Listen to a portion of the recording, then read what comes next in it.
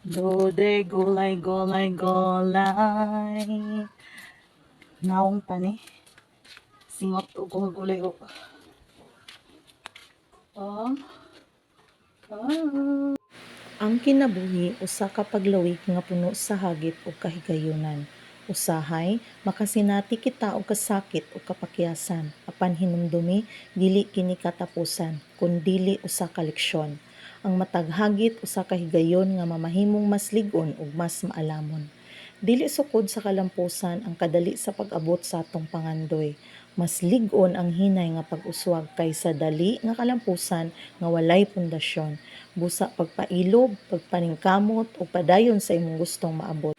Perminti gyud nato timan-an nga ang tinuod nga bahandi wala sa material nga butang kundi sa maayong buhat nga atong gihatag sa atong isig ka tawo.